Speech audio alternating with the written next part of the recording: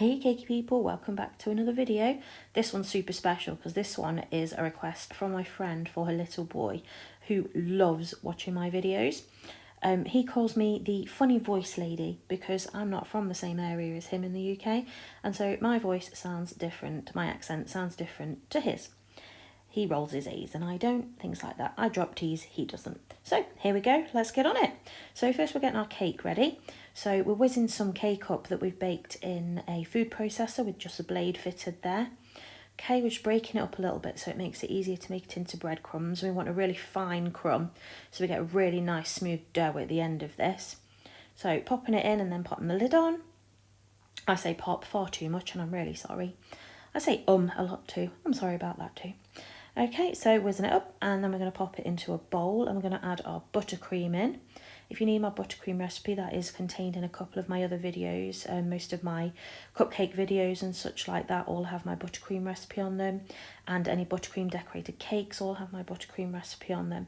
I just use a standard British buttercream recipe, but there is also the full method there as well. So we're smushing all the cake crumbs together with the buttercream to make a nice smooth dough. We want it to feel the consistency of Play-Doh. Most people pretty much know what that feels like. Okay, add in a little bit more buttercream there because we didn't quite have enough. We don't want it to be crummy, but we also don't want it to be too wet or heavy because then it'll cause seepage out of the Cakesicles, and also it sometimes discolours the stick as well from the grease from the buttercream. So we're just mixing all this up, getting it all nice and smooth.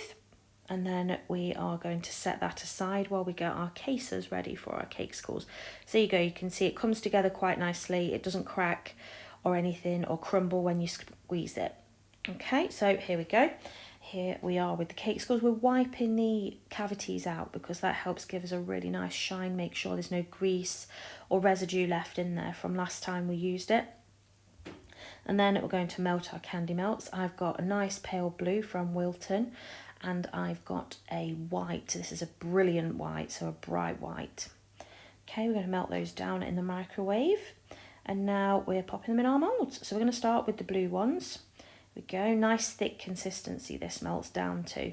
So it's really easy to get it into the moulds and get it to stay up the sides and things like that. So we get our little swizzly stick. You can't get this specific one anymore, and I get asked about it all the time. But unfortunately they don't do it anymore. So I have linked a similar one down the bottom for you that would do exactly the same job. I find this tool is the best one for this job. And now we're going to use a bench scraper. I have warmed this bench scraper in some warm water. It just helps leave a much neater edge. And then we're popping our sticks in. Okay, so we're going to get all 4 sticks across the top row there. And then we're going to use another little popsicle stick to seal those sticks in. I lay a knife across mine as well, purely because if you saw then when I place the knife on, it just lifts those sticks level.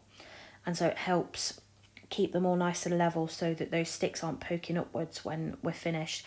It's just a little touch I like to do, makes them look a bit more professional, a bit better. Okay, and then we might want to give them another quick wipe across with the bench scraper just to make sure they're nice and neat.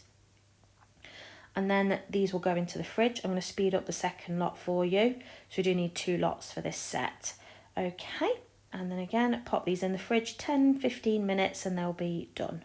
Okay, and then we're moving on to the second colour. These are the brilliant white ones. Again, wiping our moulds out is really important, this step. It seems such a simple thing, but it is actually really important to get those moulds nice and clean and make sure there's no grease or anything like that left behind. I dry mine off in the oven usually as well, and sometimes they can get a couple of little marks on them from the oven. So you don't want any of that to transfer across, especially when we're using such a pale colour as white. Okay, so again, we're going to fill those top moulds. Now the white does melt down to a slightly runnier consistency, but I will show you a little trick in a minute once we've done this bit of how to make sure that those shells are still nice and even.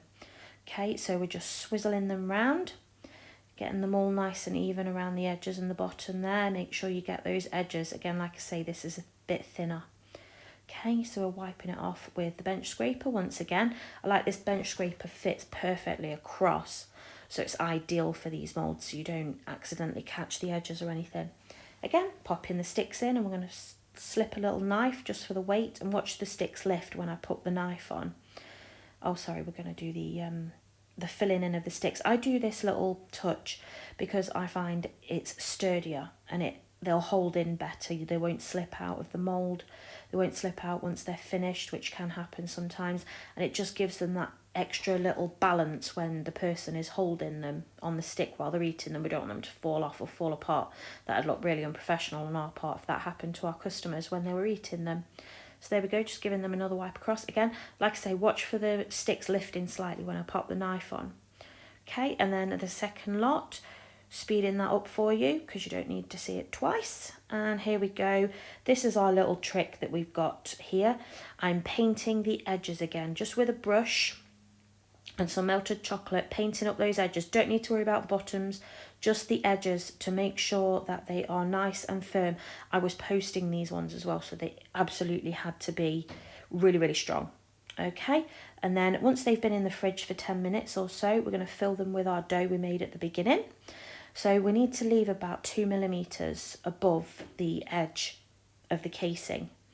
So we get a nice flat back and we get a good seal between the bottom part that we've just done and the top part that we're going to put on in a minute. So we're going to fill all 8 of the cavities. But what we're going to do is we're going to fill half and then put the backs on, and then fill half and then put the backs on. You can't put all the backs on at once because this chocolate sets too fast. You can also use a normal white chocolate and colour it, but you do need to make sure that you're using an oil-based colour. My favourites are Colour Mill, and I will link some of those in the description for you, as well as the coloured melts. Again, they'll all be linked below for you. I have got gloves on for this bit because I'm handling it quite a bit and it's all sticky and messy and greasy. You can fill it with other things such as brownies. Obviously just do the same, whiz them up. You can put truffle inside. Mousse is a nice one. It's completely your choice. Obviously some things will need to be kept in the fridge. Mousse would need to be kept in the fridge and such like that. Okay, so now we've done all 4 cavities, so we're going to do the backs of these now. Again, just a bit more melted chocolate goes on there. Okay, so we're just making sure we get that really nice and evenly, and you can just see I'm pulling it away from the edges there and smushing it down so that we don't have any cake leakage out of the sides. I'm just going to speed that second half up for you because you don't need to see it twice, so there we go. And now we're popping the chocolate on. So we've just kept this nice and melted. I keep a double boiler next to me so that I can just pop it on and off. Okay, getting it across the back there, and then we're just going to use our angled spatula. The angled spatula has been warmed up slightly in some warm water as well, just to avoid it causing the chocolate to set as we use it. Just little hints and tricks like this that really help your life just a little bit easier when you make these things. They can be quite tricky to get the hang of. They're not that bad once you get into them. I made a batch a few months ago, and honestly, at least I think I only ended up with half of what I made. Half just completely didn't come out of the casings. They didn't want to come out. And so it's just little hints and tricks that you pick up along the way, like a warm spatula, a warm bench scraper, small things like that. Thicker shells, definitely the way to go. And again, we're just going to do that second half, and I'm going to speed that up for you again. Okay, and then we're going to pop those back in the fridge for 5 minutes or so. It won't take very long, just test them with the back of your finger. And here's the second set, again speeding it up because you don't need it twice. Obviously you can always rewind it and rewatch if you need to. So now these are out of the fridge and we're going to demold them. So as you can see, I'm being really, really gentle here, and I'm just pushing down very slightly on the edges of the case around them to loosen the Cakesicles from the mould before we push them out. Otherwise the 2 parts of the case can separate. And then to get them out, I'm pushing very gently from underneath until that top bit pops out, and then we're pushing with the stick to slide it out the mould. You can see that beautiful shiny chocolate there, and that's partly down to wiping the mould first. There you go again, pushing it slightly. I'm just going to speed the rest up for you now. so we don't need to watch me demold all 16 of them. So there we go, nice and speedy. It does take a lot longer in real life. So there's the full set, all 16 Cakesicles, 8 of each colour. I'm going to decorate them now. So we went for a dinosaur theme. So first of all, I'm going to do the little boy's name. So here we've got some modelling paste, and I'm going to colour it with some green colours.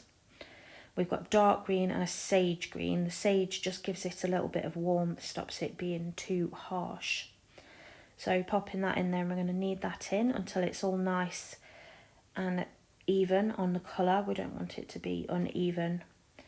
Okay, and it'll also make our modelling paste really soft and supple as well, and nice to work with. Again, I'll pop the link to this in the description for you. This one's my favourite. So there we go, all nice and even colour there. Rolling it out in a little bit of corn flour. Okay, and on a non-stick board as well. And then we've got an impression mat. Now this is a scales impression mat, and I'm pressing down quite firmly. This sugar paste, this modelling paste is quite firm, so you need to be quite firm with it. So it's just stuck a little bit there, it doesn't matter too much, pulls away quite nicely. Okay, and then we're going to do the little boy's name. So starting with the B with these cutters. These can be quite tricky, so I rub my finger across them before I try and bash them out. I have cut the video, you do have to be quite rough with them, but I've edited the video post-production to obviously, it does look easier than it actually is. One of them, I think the last one, the number, took me about 10 minutes to get out of the mould. It was ridiculous. Okay, so building up the name there, nearly done. Only a five letter name. Okay, and then we've done his age as well, because why not? So these are for little Blake. And I hope that he has an absolutely wonderful birthday. Oh, to be 6 is what I say. It would be lovely, although probably not in COVID times, hey. But here we go, there's all of our letters. Now we're going to stick these to the fronts of the Cakesicles. I used a melted chocolate, so I snipped the bottom of a piping bag very, very finely, as you can see here, and piped it. You have to be super, super quick if you use this method, because the chocolate dries so fast. I did only use blue, and I think I actually took my gloves off after the first one because it was so fiddly I couldn't do it. Obviously nice clean hands, washing very regularly. There you go, I did take the gloves off. I just couldn't feel what I was doing. So I'm popping them on with the chocolate. You can also use an edible glue. Like I say, I'm posting these, so they needed to be really firmly on there. So once I put the name on there, I decided they looked a bit plain, so I put a little bit of gold spatter on there. I call it spatter, splatter, dots, I don't know what you want to call it, but that's what I call it. So I had to be quite careful because I'd already put the letters on there, but it did go on really nicely. I'll link a nice gold luster for you and a rejuvenator. That's my preferred way to do it, personally. I didn't film the first 2 letters because I'm still getting used to my new overhead mount for my camera, and I didn't have them in shot, unfortunately, but we'll get there. It's certainly better than my old tripod method. And there we go, just spattering it on, being really careful not to get it on the numbers and the letters, because I thought that looked better. And I do think these look loads better once they were done with that spatter. So now we're moving on to decorating with the dinosaur claws. So I got this wonderful mould from Katie Sue Designs, and it's so, so detailed and really, really easy to use as well. So dust in the mould with a bit of corn flour, and then we tap out the excess. And then we're using that previously made modelling paste in that lovely green to push into the mould, and then just pull off any excess, or you can use a knife if you prefer, but you do need to be really careful if you use a knife so that you don't mark the mould or make any dents in it. And then gently ease them out of the case, whichever way they want to come. These came claw first. And then pulling them out really nice and gently. And then we need a nice fluffy brush to dust off the excess corn flour.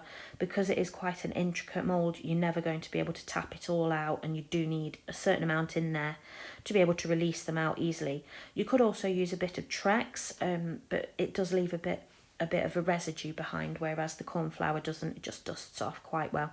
Using a really super fluffy brush for this, and it just comes off really easily. And then we're going to decorate them, and just pinching the fronts there just to make those claws a little bit sharper. There we go. So we're going to decorate them using some brown and some gold lusters, dusted on dry, no rejuvenator or anything like that. So quite a fluffy brush here, and just doing the claws, and then we'll come back and do just some random patterns across the body of the fingers of the claws. I don't know what you'd call it, I'm not a dinosaur expert, quite honestly. Maybe Blake can tell us in the comments. Anyway, just putting a few random brown spots and colouring on there, and then we just dust very lightly with a really, really fluffy brush by Wilton. The little purple one you'll see in a minute, with the gold, just to give it a bit of shine and make it look a bit reptile-y. So there we go. And then we're going to glue these onto the Cakesicles, as you can see on the one that I've already finished above there. So I used, again, melted chocolate. I didn't, unfortunately, my same hassle with getting used to the new mount, I didn't film piping the chocolate onto the back of it, but you can see it just spreading out slightly there. Okay, so popping them on. I bent them across the Cakesicle first as well, so that I could just get them positioned correctly and knew exactly where I wanted to put them, because once these are on, you don't have any room to move them around or wiggle them or anything. Once they're on, they're on. Okay, so once we've done the dragon claws, we're going to decorate the rest of the set. So I decided to go for an alternating pattern of top and bottom, little bit of drizzled chocolate, and then some sprinkles. These are happy sprinkles, and it is a dinosaur mix. So it's got tiny little dinosaurs, some really nice greeny blue balls, and some other patterns and such. It's a really pretty mix, and I'll show you that in a second once I put them all onto this one. Got to be super careful. So there we go. How pretty is that? A nice shiny Cakesicle. And then I went for across the top on the second one, and I alternated back and forth, doing the opposite colour on each colour. So the blue on the white ones and white on the blue ones. Obviously you don't have to, or you can use a completely different colour scheme altogether. I'm quite a fan of, I don't really like bright colours, so this was as bright as I could go for me. A paler blue would have been quite nice actually, but unfortunately I could only source this dark one.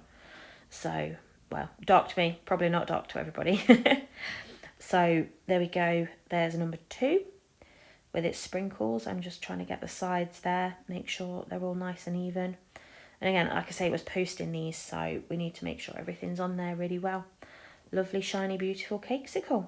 So here we go with the third one. Again, just doing the same. Obviously, there are a few other ways you could do this. You could do it all over. You could only do the tops. You could do the sides. It's just up to personal preference, really. Just speeding that last bit up for you. So I hope that you enjoyed the video. Obviously, please leave a like and a comment. It really does help a small channel like myself. I'm really pleased with how this set came out. I popped these little pretty bows on the bottom as well that I sourced on eBay. They were ready made because I'm rubbish at making bows. And so, yeah, like and subscribe for more videos, please. And thank you for watching. Bye.